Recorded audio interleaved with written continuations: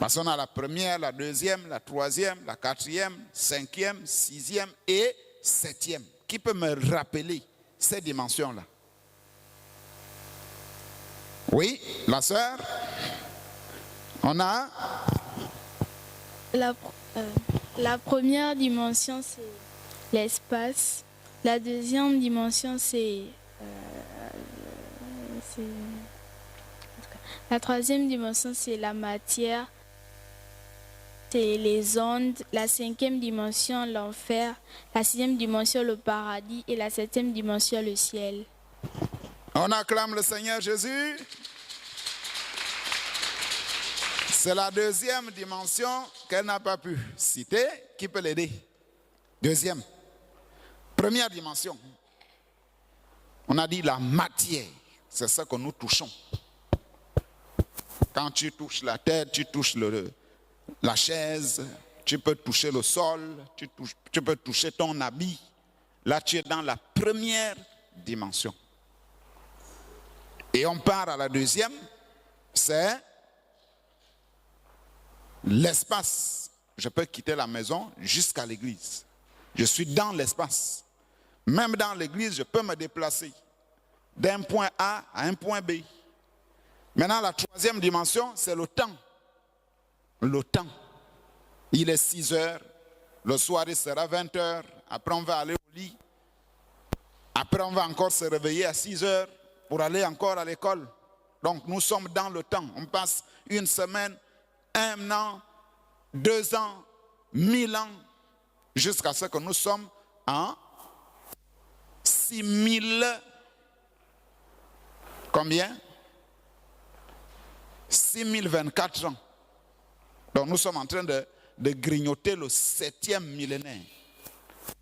Donc la Terre a 6000 ans. Plus 24, 2024. Qui a compris? Donc ça c'est la troisième dimension. Maintenant la quatrième dimension, c'est les ondes. On a dit c'est dans ce domaine où le Saint-Esprit peut agir. C'est dans ce domaine où les démons peuvent aussi agir. C'est dans ce domaine que nous rêvons. C'est dans ce domaine où on peut avoir la télévision. Parce que le prophète dit que dans cette salle là où nous sommes, il y a la télévision, il y a des images qui se déplacent, mais nous ne pouvons pas les voir à l'œil nu. Ça, c'est la quatrième dimension. La cinquième dimension, je crois que c'est celle-là que tout le monde connaît plus. C'est la cinquième dimension. Qui peut lever la main? Qui connaît? La cinquième dimension. Vous voyez, beaucoup de gens connaissent. Il s'agit de l'enfer. L'enfer. Et on a dit que nous ne devons pas aller là-bas. On a dit dans l'Ancien Testament, c'était divisé en 4. Les saints morts sous les sangs des boucs et des taureaux, Abraham, Isaac, Jacob, Jérémie, Habakkuk, Adam, Ève, tous allaient là-bas. Même Enoch est allé là-bas. Et on a dit, deuxième partie, ou bien deuxième compartiment, ou bien deuxième endroit, c'est le lieu des âmes en prison. Quand tu as été mauvais sur la terre, quand tu meurs, tu vas là-bas. C'est là où vont les fumeurs, les buveurs de vin, les adultères, les fornicateurs, les menteurs, vont là-bas. Et on a dit, après ça, nous avons la zone, ou bien l'endroit des démons. Le démon de mensonge, le démon d'incrédulité, le démon de rébellion, se trouve là-bas. Après les démons, parce que pour agir sur terre, quand vous voyez quelqu'un orgueilleux, impoli, ça veut dire que cette personne est influencée par ces démons-là, qui sortent là-bas et qui rentrent dans la personne,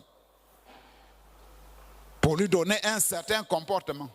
Quand vous voyez un enfant impoli, qui refuse tout, qui insulte même les parents, cet enfant est animé par l'un des démons. Donc, c'est là-bas que se trouvent ces esprits-là. Après ces esprits, on trouve maintenant le trône de Satan. Maintenant, on a dit, quand Jésus est arrivé, Jésus a supprimé là où il y avait les saints qui mouraient sous le sang des boucs et des taureaux. C'est pourquoi la Bible dit, étant monté, donc quand il est mort à la croix, il est descendu dans les régions inférieures de la terre. C'est cet endroit-là. Quand il arrive là-bas, il a arraché les clés de la mort à Satan et il a délivré les captifs, ceux que Satan gardait captifs, pensant qu'ils sont perdus. Or, Jésus n'était pas encore venu. Et quand il arrive là-bas, il délivre. C'est pourquoi on dit, étant monté, il a amené les captifs. Donc ces captifs-là, il les a enlevés là-bas. C'est comme ça qu'il est allé les déposer à un endroit. Vous savez que Jésus a dit, il est avantageux que je m'en aille. Lorsque je m'en irai, je vais vous préparer une place. C'est cette place-là. La 6e dimension. C'est là-bas où il est allé les laisser. Il est revenu pour nous maintenant. Qui a compris? C'est là où la 6e dimension commence. Quand Jésus monte avec les saints, il les dépose là. On les appelle les âmes sous l'autel. Donc ils sont proches de l'autel de Dieu. Et on arrive à la 7e dimension où se trouve Dieu. On acclame. Maintenant, qui va nous rappeler le sujet qu'on était en train d'aborder? Le sujet du dimanche dernier, c'était quoi? Qui se rappelle? Ceux qui écrivent. Le sujet, c'était quoi? Oui? La nourriture spirituelle. Est-ce que c'était la nourriture spirituelle? Le sujet, c'était? La 6e dimension. La 6e dimension. On acclame? C'était la 6e dimension. Maintenant, c'est quoi la 6e dimension? Qu'est-ce que la 6e dimension? C'est quoi? C'est quoi la 6e dimension? Qu'est-ce qu'on a dit? Oui, frère. Le paradis. Le paradis, on acclame, on acclame, on acclame. Quand on dit qu'on acclame, il faut battre les mains. On fait ça pour Jésus. On acclame. Voilà. C'est le paradis. C'est le lieu où ceux qui meurent avec le Saint-Esprit vont. Quand tu as le Saint-Esprit, tu es né de nouveau. Si tu meurs, tu vas là-bas. C'est cet endroit-là. Et on a dit que le prophète est allé là-bas. Le prophète est allé là-bas. Pendant qu'il dormait, il s'est vu quitter son corps. Il s'est déplacé, il arrive là-bas. Et quand il est arrivé là-bas, les saints qu'il a vus, ils ont crié, notre précieux frère. Ils ont dit, si tu n'étais pas venu, nous ne serions pas ici. Ça veut dire quoi? Ça veut dire que chaque prophète, quand il finit de prêcher sur la terre, le travail qu'il est en train de faire, les âmes là l'attendent de l'autre côté. Quand il quitte la terre, ils vont à un endroit. Et quand ce prophète va arriver là-bas, ces âmes-là vont l'accueillir. C'est comme ça. Que ce soit un prophète, que ce soit un Éphésiens 4. Comme le pasteur. Le travail que le pasteur est en train de faire en ce moment, nous, lorsque nous allons nous retrouver de l'autre côté, nous aurons un endroit où nous allons accueillir notre pasteur. Et le pasteur va nous présenter au prophète William Branham. Et Branham va nous présenter à Jésus. Est-ce que vous voyez comment ça se passe? Parce que c'est le pasteur qui nous a prêché la parole. On a cru au message par le ministère du pasteur Mosengo. Donc quand nous allons quitter la terre, tous ceux qui meurent ici, par exemple le frère Mouk, la sœur Marie-Jeanne, ainsi que la sœur Manuela, tous ceux qui vont là-bas, ils ont déjà une place réservée, qui est la place du ministère du pasteur Mosengo Séraphin. C'est comme ça que ça se passe. C'est pourquoi quand le prophète arrive là-bas, il a vu ces saints-là. Ils sont venus nombreux. Ils ont dit, nous avons cru à ton message. Il a dit, j'ai prêché comme Paul. Ils ont dit, nous nous reposons là-dessus. Ça veut dire quoi? Ce que tu as dit, c'est ce que nous avons écouté, nous avons appliqué. Et lorsque nous sommes retrouvés ici, c'est par rapport à ce que tu as prêché. Qui comprend? C'est pourquoi il faut appliquer ce que la parole de Dieu dit. Si tu n'appliques pas ce que le pasteur prêche, ce que les moniteurs prêchent, ce que William Branham a dit, ce que la Bible a dit, ça veut dire que tu vas prendre une autre direction. Quand nous arriverons là-bas, on va chercher, mais le frère Théophile est où? On ne le voit pas. Mais le frère, je prends n'importe quel nom, le frère Christopher est où? On cherche. La sœur Hop est où? Bien, la sœur Meda est où? Ah, peut-être qu'elle n'avait pas vécu la parole. Peut-être qu'elle a pris un autre chemin. Et on va laisser comme ça. Il n'y a que toi-même qui sais où tu es parti. On acclame le Seigneur Jésus.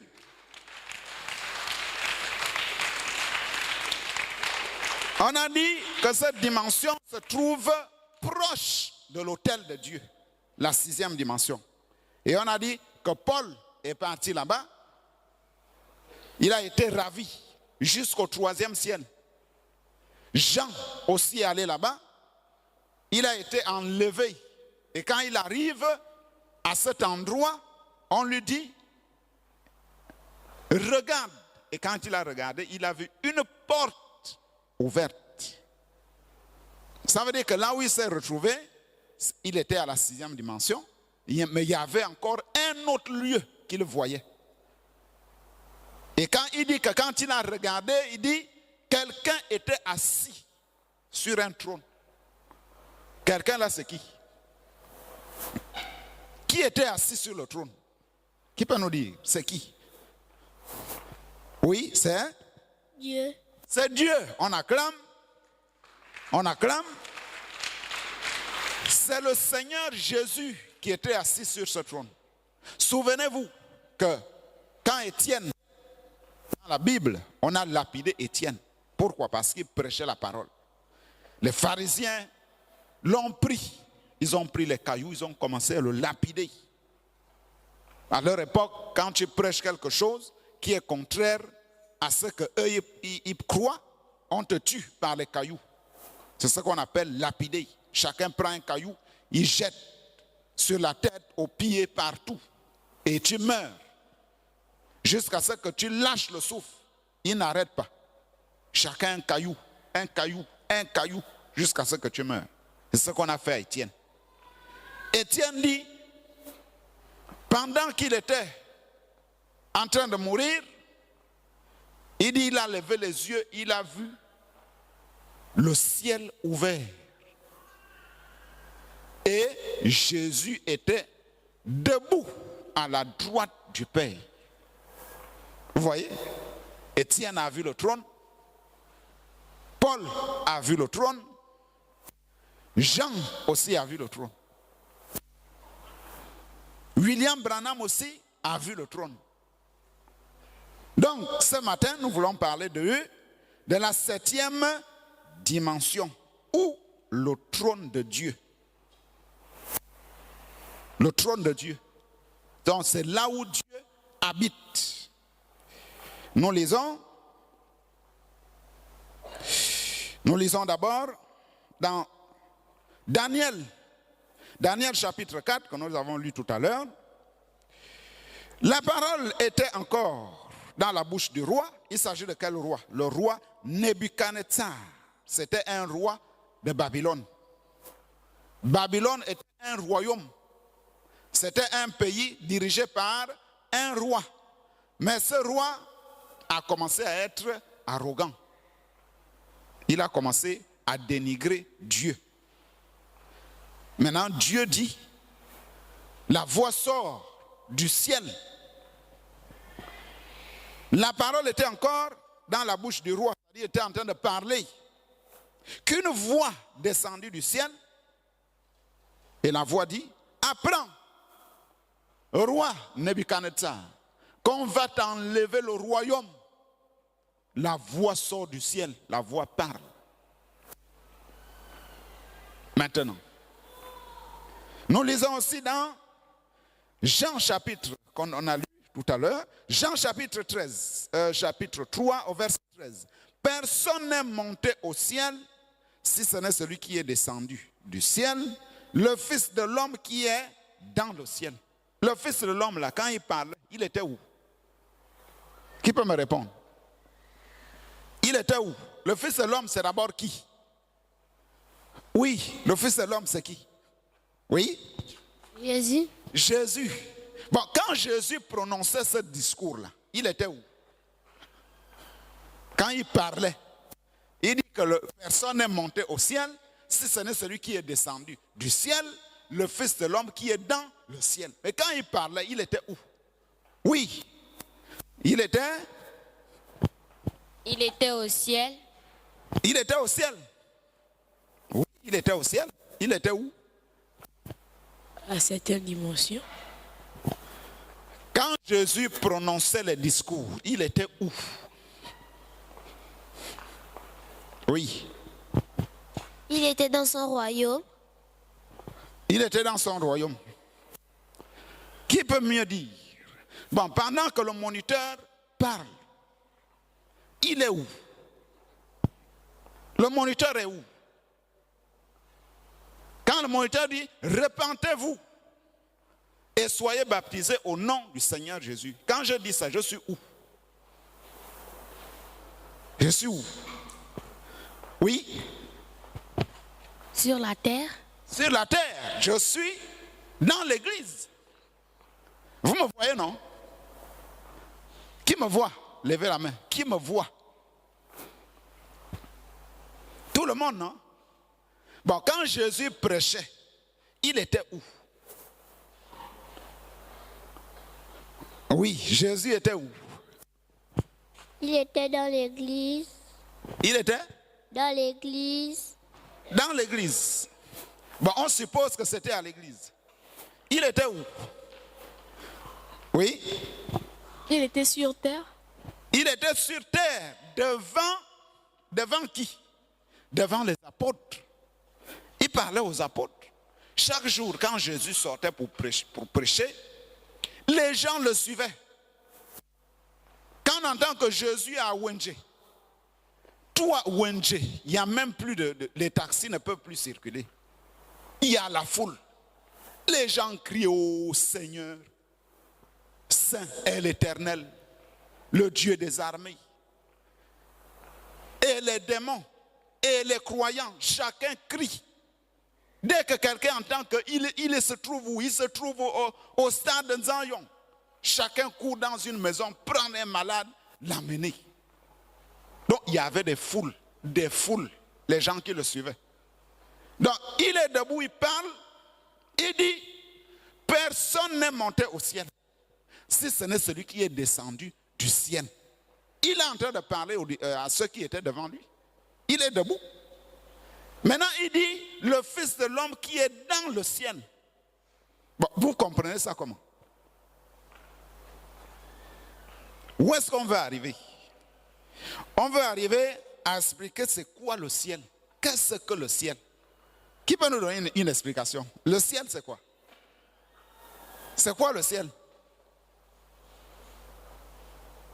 Qui a une idée de ce que c'est le ciel? Le ciel, c'est quoi? Oui. N'oubliez pas, la voix est sortie du ciel pour parler au roi Nebuchadnezzar. Oui, le ciel, c'est quoi? Le ciel, c'est le paradis. Le ciel, c'est le paradis. Donne des réponses. Le ciel. N'oubliez pas aussi que Jésus a dit, lorsque nous prions, nous devons On dit notre Père qui est aux cieux. Ça veut dire qu'il y a beaucoup de cieux. Oui. C'est Le ciel, c'est? la 7e dimension. Le ciel, c'est la 7e dimension. Le ciel, c'est quoi? Oui. Le ciel, c'est le royaume de Dieu. Le ciel, c'est le royaume de Dieu. Bon, quand je dis l'éclair a traversé le ciel c'est quoi? Est-ce qu'il s'agit de la 7e dimension? C'est quoi? Donc vous voyez qu'il y a deux explications là.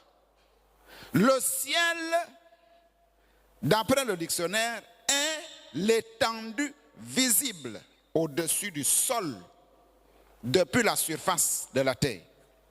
C'est pourquoi on peut dire que Jésus est monté au ciel. Pourquoi? Parce qu'on le voyait quitter la terre pour monter. Après, il a disparu. On peut dire l'avion traverse le ciel. C'est pas ça? Le jour du baptême, on a dit le ciel s'est déchiré. Le ciel s'est fendu, s'est divisé. Et on a vu la colonne de feu quitter le ciel et jusqu'à rentrer dans Jésus. Donc on peut dire quoi? Le ciel c'est en haut. On est d'accord? Le ciel c'est en haut. Le ciel c'est là où nous voyons les étoiles la nuit. Dieu a dit à Abraham, lève les yeux, regarde le ciel. Il a dit compte les étoiles. Est-ce que tu peux les compter? Abraham dit non. Il dit c'est comme ça que sera ta descendance. Ils seront comme les étoiles du ciel. Donc le ciel c'est le bleu qu'on voit. Ça c'est la première explication. Qui a compris? Le ciel c'est en haut. C'est là où la voix est sortie. C'est là où Jésus est monté. C'est là où nous voyons les étoiles. C'est là où les avions passent. C'est ça le ciel. Maintenant, le ciel, c'est aussi quoi? Le ciel, c'est aussi une dimension. Le ciel, c'est aussi une dimension. Comme ce qu'on a expliqué, notre Père qui est aux cieux. Il y a beaucoup de cieux. Il n'y a pas un seul ciel. Paul a parlé du 3e ciel. Ça veut dire qu'il y a un 4e ciel, il y a un 5e, il y a un 6e et il y a un 7e. Qui a compris? Jésus, quand il parlait, il était debout sur la terre. Quand il disait que le Fils de l'homme est au ciel, ça veut dire quoi? Ça veut dire que Jésus était en Dieu. Dieu était en Jésus. Le Saint-Esprit qui était dans Jésus, dans son cœur, c'est ça le ciel. Vous, étant ici là où vous êtes assis, vous pouvez être à la fois au ciel et sur terre. Si le Saint-Esprit te visite, tu rentres automatiquement dans la 7e dimension. Tu peux voir les anges, comme Ézéchiel. Ézéchiel a vu les anges. Comme Ésaïe, comme Jean, comme William Branham. Vous vous souvenez que pendant qu'il priait, une nuit, dans une pièce, il a vu la colonne de feu. Il pensait que c'était les phares d'une voiture. Il regarde, il ne voit pas la voiture. Il n'y a pas de bruit. Mais la lumière là sort d'où? La lumière ne faisait que s'agrandir. S'agrandir, s'agrandir. Et quand il regarde bien, quelqu'un sort de la lumière. Et la personne marche en sa direction. La personne vient lui donner la commission. Il dit, je viens de la présence de Dieu pour te dire que ta vie étrange, c'est Dieu qui a fait que ça soit comme ça. Parce que tu as un don. Tu dois prier pour les malades. Tu dois avoir les visions et tu dois révéler les secrets des cœurs. Donc, l'homme qui parlait là, il sortait d'une lumière. À l'intérieur de cette lumière, c'est ça le ciel. Qui comprend? Le ciel, c'est dans la colonne de feu. Regardez ici. Vous voyez l'image là? On appelle ça comment? On appelle ça, oui, l'image blanche là. La colonne de feu. La colonne de feu. Ou bien, oui, La nuée de gloire. la nuée de gloire. La nuée de gloire. La gloire là, c'est quoi? C'est la gloire de la Shekinah. On appelle ça la gloire de la Shekinah. C'est ça la colonne de feu. Donc le ciel se trouve dans la colonne de feu. Qui a compris?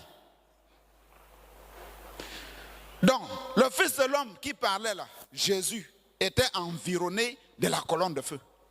Souvenez-vous de la montagne de la transfiguration, quand il a pris Pierre, Jacques et Jean, il les a amenés sur une haute montagne. Et quand il arrive là-bas, on dit, il fut transfiguré. La même image là s'est produite sur la montagne des Oliviers. Pierre, Jacques et Jean, quand ils regardaient, ils voyaient la nuée là. Donc Jésus n'était plus physique. La nuée l'a environné. À un moment donné, il ne le voyait plus. Il ne voyait que la nuée. Et la voix est sortie de la nuée. La voix a dit, celui-ci est mon fils bien-aimé, en qui j'ai mis toute mon affection. Donc Dieu a mis tout son amour dans cet homme-là, qu'on appelle Jésus.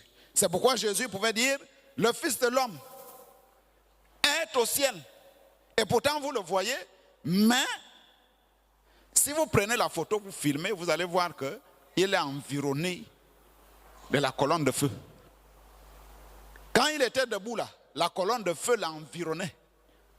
C'est pourquoi il pouvait dire qu'il était au ciel. Mais l'œil nu ne pouvait pas voir ça. Qui a compris? Donc il était debout sur la terre, mais étant au ciel. C'est pourquoi il pouvait dire, ce que je vous dis, les paroles que je vous dis, ne viennent pas de moi, mais c'est le Père qui habite en moi.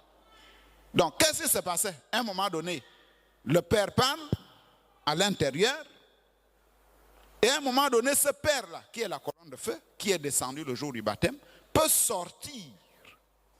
Il sort, il l'environne. En ce moment, il est dans le ciel, mais étant sur la terre. Après avoir fait ça, il retourne dans Jésus. C'est pourquoi Jésus pouvait dire, le Fils ne peut rien faire si ce n'est ce qui lui vient du Père. Si le Père lui montre ce qu'il fait, le Fils le fait. Donc il voyait ça en vision. S'il voit qu'il guérit un malade du nom de Bartimée, il voit ça en vision. Quand Bartimée va s'approcher devant lui, il va imposer les mains, Bartimée est guéri. Maintenant, si Balthazar arrive, pour que Jésus prie pour lui, si Jésus ne voit pas la vision, comment il est guéri, il ne fait rien. Il passe. C'est pourquoi Jésus n'a pas guéri tout le monde.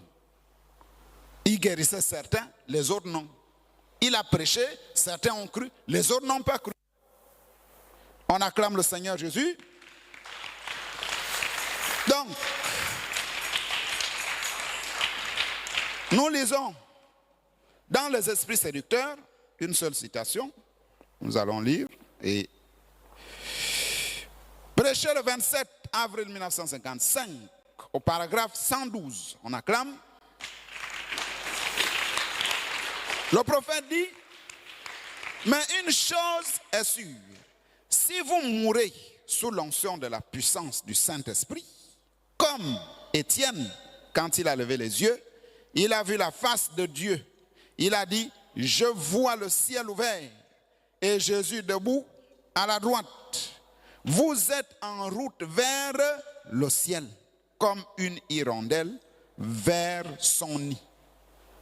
Si vous êtes environné du Saint-Esprit, Ça veut dire que vous êtes en route vers le ciel. Et dans Ézéchiel chapitre 10, nous terminons par là, Ézéchiel voit au verset 20, il dit, c'était, donc il voit le ciel. Quand il regarde là-bas, il dit, c'était des animaux que j'avais vus sous le Dieu d'Israël, près du fleuve de Kébar. Et je reconnus que c'était des chérubins. Donc quand Ézéchiel a regardé le trône, il a vu que c'était environné des chérubins, les anges. Chacun avait 4 faces, chacun avait 4 ailes, et une forme de main d'homme était sous leurs ailes. Leur face était semblable à celle que j'avais vue près du fleuve de Kébar. C'était le même aspect. C'était eux-mêmes, chacun marchait droit devant soi. Donc le trône est environné des anges, environné de 4 êtres vivants. C'est ce qu'Ézéchiel voyait. Et ce sont ces mêmes 4 êtres vivants que Jean a vus dans Apocalypse. Donc ce que nous retenons, c'est que le ciel, c'est le lieu d'habitation de Dieu, comme le sont ce matin. Le ciel, c'est le lieu d'habitation de Dieu. Et le ciel est environné des anges. Ce sont des gardiens du trône, là où Dieu habite. On se lève. Si la projection peut nous mettre la photo du frère. Voyez, c'est lui le frère.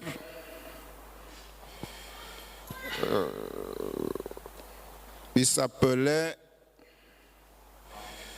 je crois avoir son nom ici.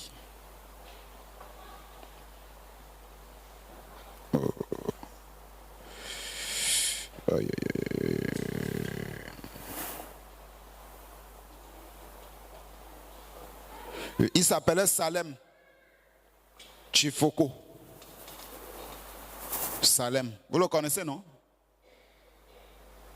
Vous le voyez ici, non? Le dimanche. Donc c'est lui qui est décédé. Nous allons prier.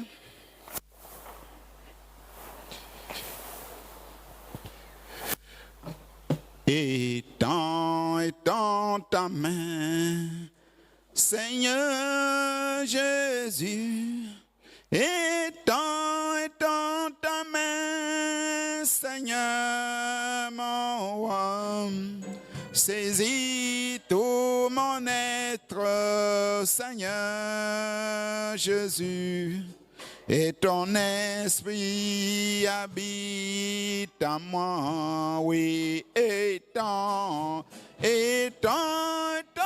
ta main, Seigneur Jésus, étends ta main, Seigneur mon roi, saisis tout mon être, Seigneur Jésus, et ton esprit est en moi. Dieu notre Père Céleste, nous sommes arrivés à la fin, Seigneur Jésus. Nous avons besoin de toi, Dieu Tout-Puissant, pour que ces enseignements que nous recevons, Seigneur, soient, Père éternel, mon Dieu, un socle pour notre vie, une instruction, une direction que nous devons suivre.